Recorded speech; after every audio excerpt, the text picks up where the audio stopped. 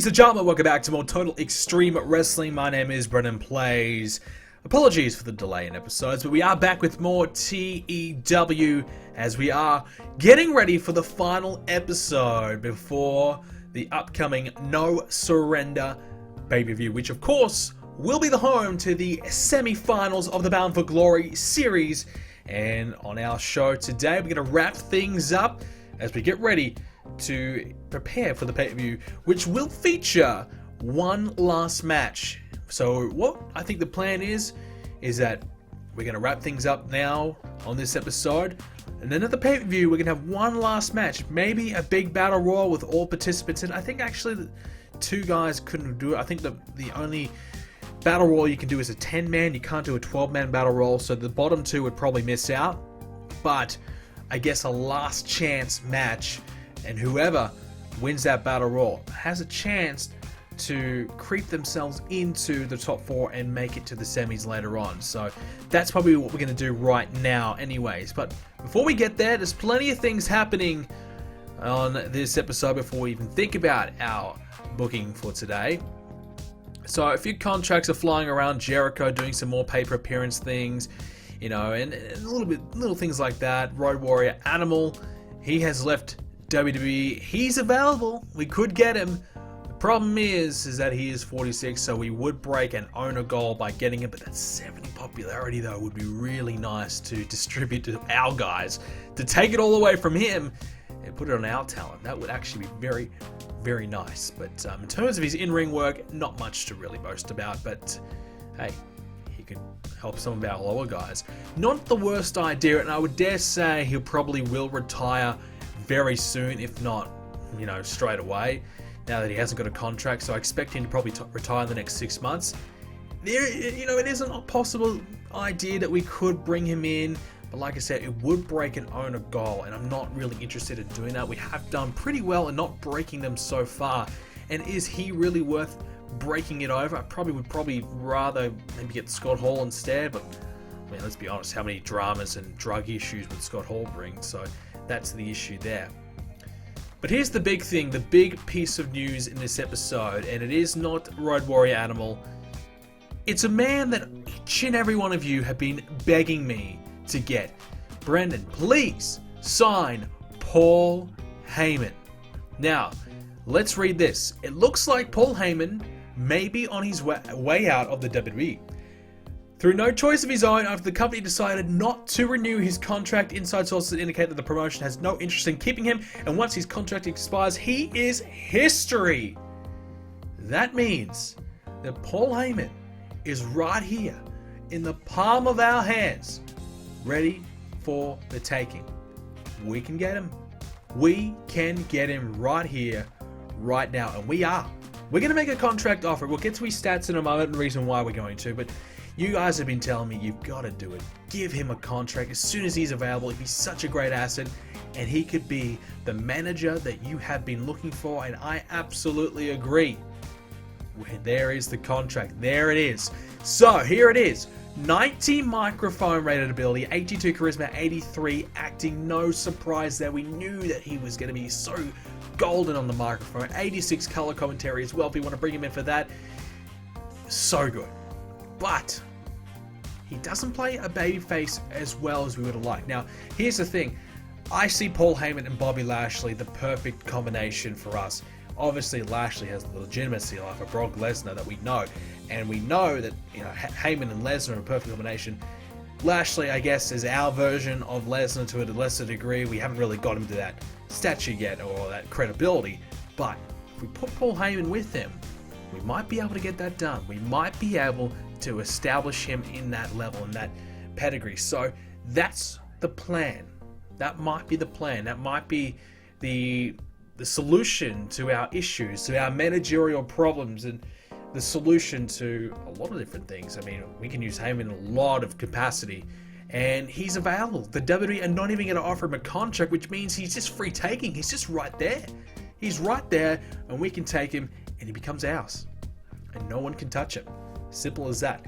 So that is hopefully, fingers crossed, the plan today to get Paul Heyman and bring him into our roster. Of course, recently as well, we brought in Goldberg. Now, the question is as well, do you use Heyman and put him with Goldberg instead of Lashley? Now, Goldberg's microphone ability is not that good, 65. Good charisma, yeah, but Goldberg and Heyman together as a duo would be, well, you'd have Goldberg as unstoppable, and you could basically use Goldberg in that part-time capacity, which is what we kind of want to do, use him as a really special attraction. So you could very much so utilize him with that and have Heyman talk for him. That would fix a lot of issues there, so that's the issue.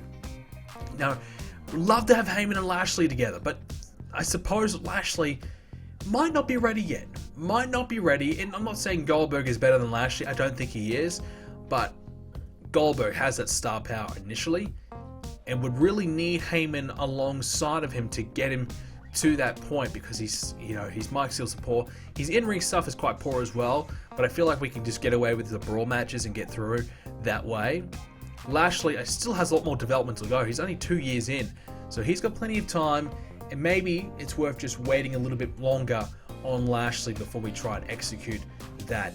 And if we do turn Goldberg heel, which I don't think would be a good idea, no, 62 heel, we probably wouldn't do that, but you know, that's an option. It's an option. So, I mean, obviously you could do both and have Heyman establish a mega stable. I mean, Goldberg and Lashley as a tag team would be unbelievable, but you know, as just allies in a stable would be crazy. You know, I feel like that's, you know, too good. So maybe not, but there's a few ideas we can throw around there. So let me know what you're thinking. Paul Heyman and Goldberg, or Paul Heyman and Lashley? I suppose you have to think about it. Who's going to benefit the most from that? And if you look at Lashley's mic skills, 31 mic skill, 73 charisma, 28 acting. He cannot cut a promo at all. He probably does need Heyman more, but Goldberg's the biggest star. Goldberg's the big name. Goldberg, more of the part-time name. So maybe Heyman and Goldberg would be the right fit. But for that, we'll leave it right there. We'll move along and we'll get into our Explosion show. We'll have a quick look at Raw. They had a 90 rated show, so this is I guess a bit of a goal for us to try and beat every week. Try and beat Raw more often than not. And I mean, Shawn Michaels and Eddie Guerrero, Kurt Angle and Undertaker. How the hell can we compete with that? 299 rated matches. All right, forget about it. That's going to be tough to beat. They probably should have got a better rating than that, but we'll give it a shot. We'll move into this week's Explosion and our Impact show. Okay, so here we go with our Explosion show. Tracy Brooks opened things up on the pre-show with a promo talking about Natalya.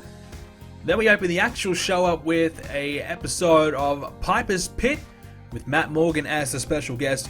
And on that, Roddy Piper announced that Tanahashi will be getting another rematch, another title opportunity against Matt Morgan for the Global Championship. And that was 81 rated, so that's a pretty good start to the show considering who was involved.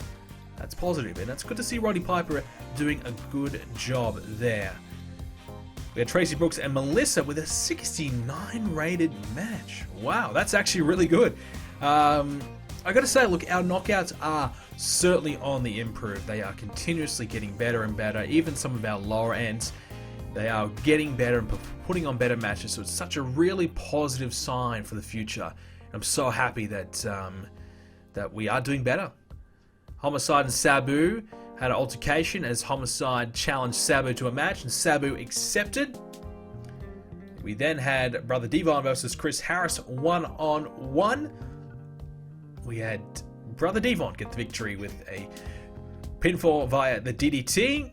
And then our main event, Sabu versus Homicide. So it was a 14-minute match, but two crazy matches in succession doesn't really work. Oh, okay. So I did a wild brawl for this match, and then a car crash match for the one before. So 2 brawl style matches in a row. I forgot to switch them around. I was meant to have Tracy Brooks and Melissa in between, but I didn't do that, so we messed up. Hurt this quality of this match. Otherwise, I reckon it would have been at least 80. Homicide was excellent. Sabu 69 as well, so pretty good. So we messed that up a little bit and will cost us a solid rating, but we did do Homicide getting the victory over Sabu in pretty controversial fashion. Just like, you know, a cheap style victory, using the tights, etc., etc., something like that. So to keep that rivalry going, but also to execute on that match and kind of get the rivalry, up and running a little bit. But as well as that, we're going to go ahead and get our Impact show underway, including the final few matches of the preliminary rounds of the Bound for Glory series. Okay, so let's get into Impact show, and we had Beth Phoenix and Jazz one-on-one on the pre-show. We decided to give Jazz the victory just to test her out again. I've noticed that Jazz isn't starting to get the negative reactions anymore that she used to. The crowd used to shit all over her. Now it's a little bit more friendly. But to be honest, the performances just still aren't there. Beth Phoenix, a much better worker, 52 rated. Jazz 45, so we did give Jazz the victory, but I think it might be time just to, start to transition her out of that role. Shannon Moore versus Sonjay Dutt 101. Shannon Moore 64 rated, Sonjay 74. And obviously we are going to start building Shannon Moore up to that face turn. Hopefully it will do something for him. But yeah, the performances still just aren't there. So another bit of a test for him. We open things up with Scott Steiner and Christian Cage. Christian was backstage getting ready to come out to the ring. Obviously for a big stare down with Scott Steiner. But Scott Steiner came from behind, attacked Christian backstage, laid him out to send a message to the other opponent in the match, who, conveniently isn't there tonight, Kevin Nash. So 98 rated segment to start things off. As always, we know these two are so reliable, so dependable. That's why we continue to put them on to open the show up, so we get that strong start. Wow, what about this match? Marufuji and Kenta, 90 rated match against America's Most Wanted. It was I think it was a wild brawl type of match, and all workers in this match certainly suited that style. And all of them were fantastic, really. Absolutely fantastic. So we gave, obviously, America's Most Wanted the victory, but it was thanks to the distraction interference by, I think we put Bobby Roode in there. Yeah, I did. Bobby Roode came in for the distraction. I thought for a second because the description didn't say it, but yeah, Bobby Roode was in there, and he helped America's Most Wanted win. Afterwards, we did a big save. The Dudleys came out for the save after Kento Marufuji were getting beaten down by Rude, Young, and America's Most Wanted, saving them from a beatdown. And that got a 79 rated performance as well. So not too bad, continuing two storylines there with a pretty decent segment. Melina and Sarah Del Rey, 81 rated Melina. She's starting to get into some serious performances. 84 rated in-ring performance. I don't think there's any workers right now in this game that are producing the quality that Melina is doing. She is on fire. Excellent match, 81 rated, and she quite clearly carried this match up.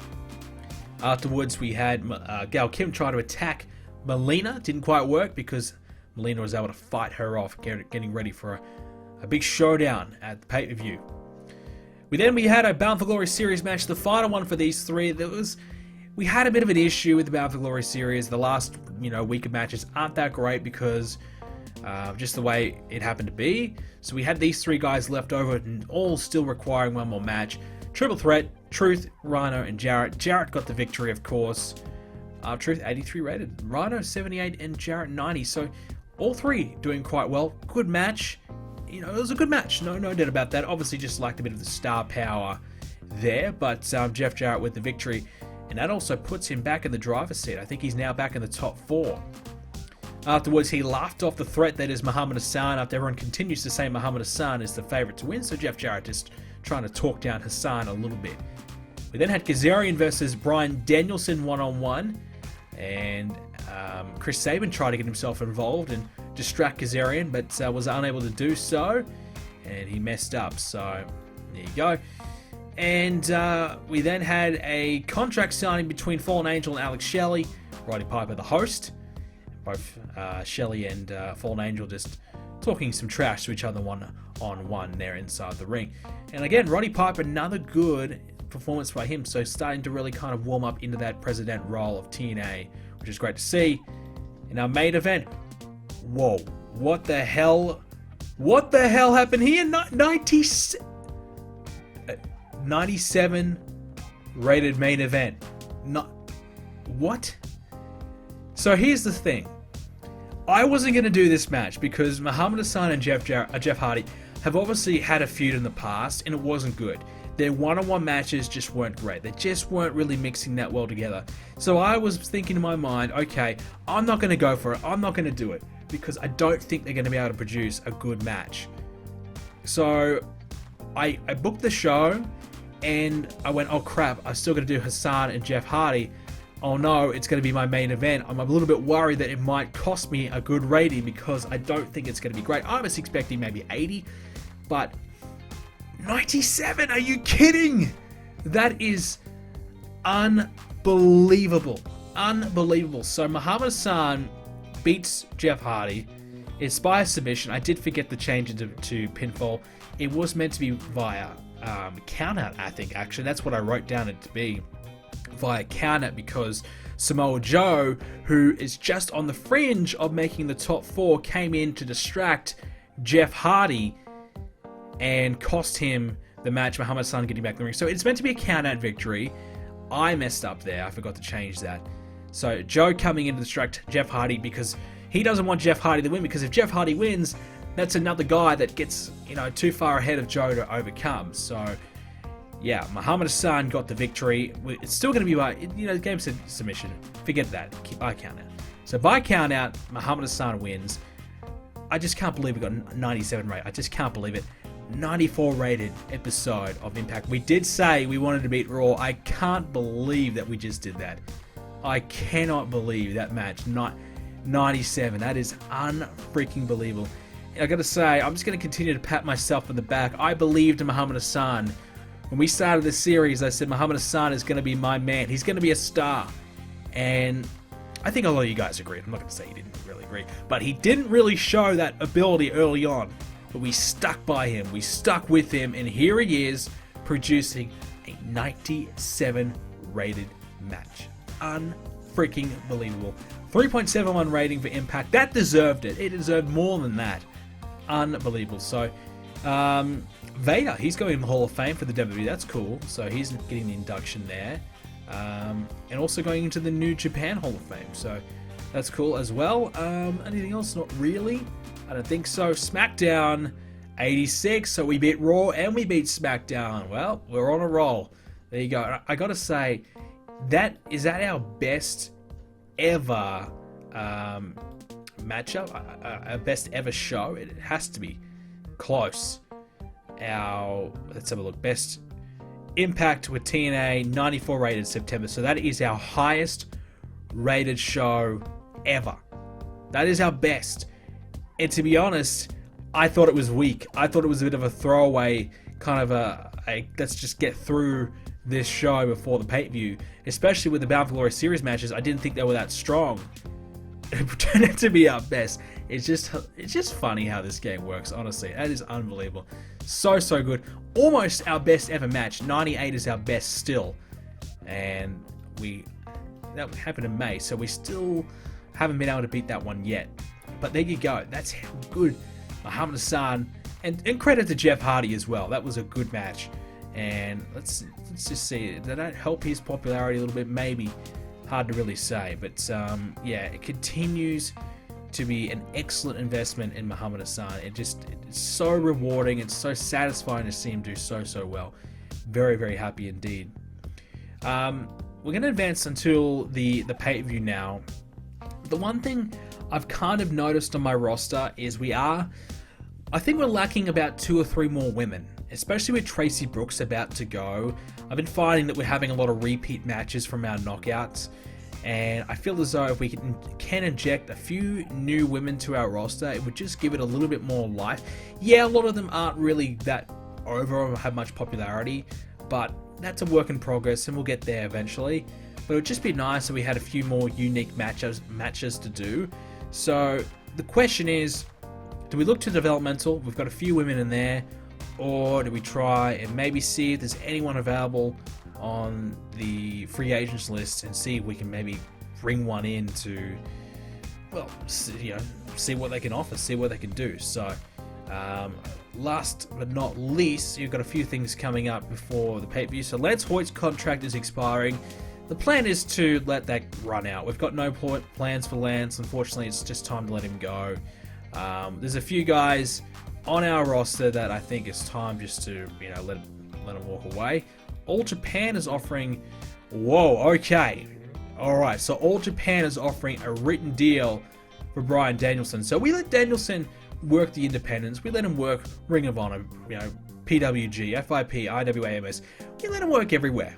But now, a serious offer is coming in. So, All Japan are going to give him $11,000 for a written deal. He's valued at $10,500. So, I feel, you know, he's got slightly more popularity in Japan, so they're going to offer slightly more money. I don't want to let him go. We haven't quite utilized him yet, but he's so good. He's such a great worker. We know, you know, Daniel Bryan obviously ends up being excellent. So there's no way we're going to let All Japan take him from us. So we're going to give him a long-term deal. We're going to match up. We're going to try and really make sure that we hang on to him, because obviously he can be a major player for our X division, and even one day get him in the world title scene if he gets that popular. We'll see. But he's going to be a major player for us. We don't want to lose him, so we're going to offer him that written deal. We've been, you know, reluctant to do so for a while because, you know, we don't want to take everyone from every promotion. But if All Japan's going to try and take him from us, that's when we're going to say, all right, no, we have to step in and try and take them from there. So, a little piece of news: Anarchy Wrestling is about to take a final ballot, and they are in financial trouble. So we can have a look. A lot of you guys are saying, hey, why don't you just buy some promotions and do that? And the reason being I haven't done that is because, well, quite honestly, it's not really worth my time. The only promotions that are really worth buying are certainly, you know, more of those Japanese ones. We can start, you know, get a little bit of popularity there. Anarchy Wrestling is really not worth us buying either. Not a lot of talent there, and if there is talent there, we can obviously get them ourselves. So there's no real need to do that. Yeah, we could keep them in business because they do have a TV deal. That's the only real appeal to it. They have a little TV deal that's not actually that great. They only get 4,000 viewers, so is it really that effective? No, but they do have a little TV deal that's not bad. They do have some decent matches, but $680,000 in debt. It's really not worth our time. So a lot of you guys have been saying, hey, start buying some promotions. Well, the thing is, we've only got 3.4 million. So it's almost exactly though we're cashed up. We're not cashed up. We don't have money to really spend. And if we did, I'd rather spend it on our promotion, you know, getting a venue or putting it back into developmental and maybe starting our own network and trying to get our developmental a TV deal, things like that, or just spending it on our talent, trying to bring in better talent, rather than wasting it away on buying a tiny little promotion. Yeah, it may give us a few little perks here and there, but not enough to really entice me to want to do it. Brother Run's contract is ending. Again, he's another one we don't need anymore. We brought him in for a short-term thing. He was good for a little bit. He had a couple of nice little matches for us. He was handy. We don't need him anymore, so it's time to say goodbye to him. And All Japan have altered their contract, so the contract war continues, and he's considering both offers. They're giving a 4-year deal, 10% bonus per event, plus a sign-on bonus. So we'll definitely give him a sign-on bonus. Why not? If that's what it takes, we'll give him a little bit more money. I don't know how much more I'll be allowed to go, and looks as though we might be able to go a little bit more. We want to make sure that he's not considering their offer. If they're still considering his offer, yeah, so Dixie's not happy. 5.5 is the most that she'll let us go. And the signing bonus is a little bit much too, so we'll just keep it at a sweet 11. And he's still thinking about 2 offers, so how old is he? He's only 25, so we've got a 5-year deal, and we could go 7. We could go 7. He's still thinking about the other one, that's the thing. We could go never lower than mid-carder. Yeah, okay. So I don't want to necessarily give him that many bonuses, but look, at the end of the day, if that's what we have to do. So screw it. We'll give him a 10-year deal, and we'll give him 10% bonus per event. Still considering both offers, so I guess at the end of the day, he's going to consider all of them no matter what. So we'll scale it back to 7. We'll confirm it. And hopefully he stays with us, because it would be such a loss if he goes to All Japan. I'd be absolutely gutted, honestly. surely we keep him. Surely we keep him, because I'd just be gutted if we did lose it. But like I said, we haven't really utilized him enough. And I think I found maybe an issue. I didn't change the schedule of our pay-per-view to Saturday, which often means that someone like Kevin Nash is not available because of whatever. And looks as though we might be sweet. He hasn't got any bookings, only the show that we're doing. So I was fearful that maybe he might be doing something with New Japan. Does that mean that Tanahashi's available too? Possibly. So we might be in the clear. We might be okay. So we did forget, but fingers crossed we are all good on that regard, because I'd hate to be planning a triple threat and not be able to do it, and also hate to miss out on our global championship match. I think that's a match I really want to feature on a pay-per-view to get those two some more exposure and to start to build their popularity. The best way, as we say, to get someone's popularity going is pay-per-view matches.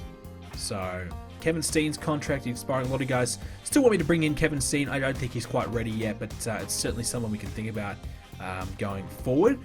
But we are right now getting ready for our next pay-per-view, and that's really all we have planned for this episode of TW. Just one last little look before we kind of move on with our women's situation again. Yeah, we do have some women down here. I kind of have a few more than I expected. You know, Awesome Kong I think is really close. Candice LeRae not so much, as we said. I think we're actually letting Candice LeRae go. I don't know, you know, now that I'm thinking about it, maybe not such a bad idea, and we can't negotiate with her anymore, so she'll be gone. Christy Hemme, certainly with the popularity factor, would be really, really handy. Just not quite there yet. You know, Eve Torres, no. Joy, no. So, yeah, you know, Maurice, no. Miss Testmarker, really not. Yeah, so we have women down here, but none of them are really going any good. Only Awesome Kong is probably the one that's closest to getting ready to bring in. So, do we take the plunge? Let her, you know, come up to the main roster? Honestly, if we put Awesome Kong and Gail Kim together, as Awesome Kong is Gail Kim's bodyguard, and have Melina unable to kind of overcome that, I think that's probably the best way to go about it. I think that's a great way to introduce Awesome Kong. You put her with Gail Kim, and you can have Melina and Awesome Kong off the bat. We'll produce some good matches right there. So that may be what I'm thinking about doing. And other news, MVP will be able to join TNA tomorrow. So after the pay-per-view, we will officially have MVP. Question is, developmental or main roster? I think at this point it probably will be developmental, but not for too long, but certainly developmental. And Goldberg has some issues. He's annoyed that we haven't used him yet. So don't worry, Bill. We might debut him at the pay-per-view, or maybe try and stretch it out to Bound for Glory. But ladies and gentlemen, that is all we have time for this edition of TW. I hope you have enjoyed this episode. Again, apologies for the delay in episodes. Next up, No Surrender, so keep an eye out for that one. It'll be the final of the Bound for Glory series, including the semi-finals and the final matchup, so make sure you don't miss that one. Thank you for watching, ladies and gentlemen, and I'll see you in the next episode.